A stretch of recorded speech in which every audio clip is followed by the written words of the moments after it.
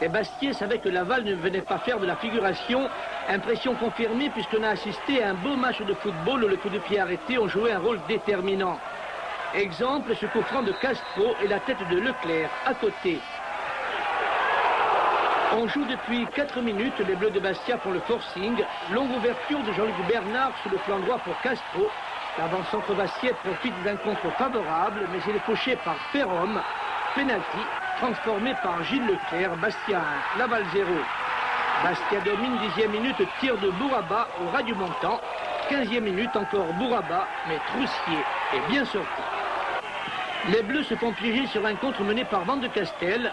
Faute de Canosi dans la surface, penalty indiscutable. Bomora marque, Laval égalise. A noter avant la mi-temps cette tête de Casanova dans le petit filet, 1 à 1. Les joueurs rentrent au vestiaire. Ils ne sont pas venus ici pour chômer. Bon, ils nous posent des difficultés, mais on va y parvenir. De la parole aux actes pour l'attaque bastiaise qui va se ruer à l'assaut des buts de Laval. Leclerc hérite d'un ballon de Bouraba, relais avec Castro, du plat du pied, le libéro corse met le ballon sur le poteau. 50e minute, percée de Camadine et le ballon passe de peu à côté. 52e, tir de Canosi, détourné par Troussier. 56e minute, tête de faille, Martins repousse sur sa ligne. Roll récupère, mais le tir est à nouveau détourné. Le talent et la baraka du gardien breton. 60e minute, une 2, faille Camadine, faute de Loma. 3e pénalty de la soirée, en force Bouraba, ne laisse aucune chance à Troussier. Il ne faut surtout pas chercher à comprendre, il faut choisir un côté et frapper le plus fort possible pour que le gardien ne puisse pas l'arrêter tout simplement.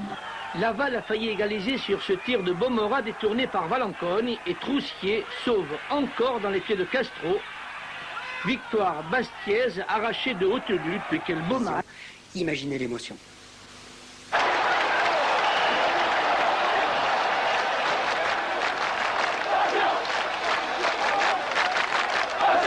En cette fin de saison, le vieux stade de Fouriane y a retrouvé la joie de vivre. Les supporters n'attendent plus qu'une chose, le retour en première division du Sporting Club de Bastia.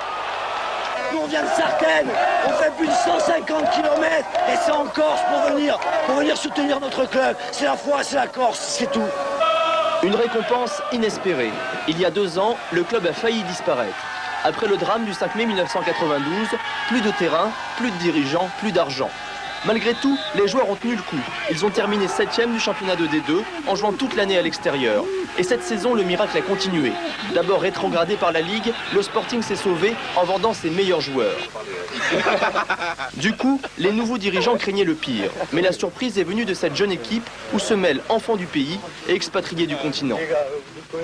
On savait que le club n'était pas bien financièrement. Je crois que la meilleure façon de réagir et de sortir la tête de l'eau, c'était d'avoir des résultats sportifs. Il y a une certaine foi, quoi. Je veux dire, bon, il y a une épopée que tous les Français ont connue, quoi. Et bon, nous, on se sent investi de ça et on essaye de mouiller le maillot. Ici, le passé du club reste une référence. Bastia voudrait tant redevenir ce qu'elle fut, une équipe européenne ayant fait trembler les plus grands. Charles Orlanducci, l'un des héros de cette époque, a pris sa retraite en 86, lorsque Bastia est descendu en D2. Pour lui, difficile de retrouver un grand club à Bastia. Pour avoir une équipe qui tient la route en Coupe d'Europe, il faut avoir des grands joueurs. Donc c'est une question de moyens aussi. Les moyens, Bastia les cherche. Le budget annuel est de 17 millions de francs et côté recrutement, les dirigeants ne veulent pas faire de folie. C'est un groupe qui a une moyenne d'âge qui n'est pas très élevée, il tourne autour de 23 à 24 ans. Donc on a déjà une base et autour de cette base va s'articuler la future équipe de Bastia. L'année prochaine, Fouriane y passera de 4 000 à 10 000 places. Si elle atteint la D1, Bastia voudra se faire la plus belle possible.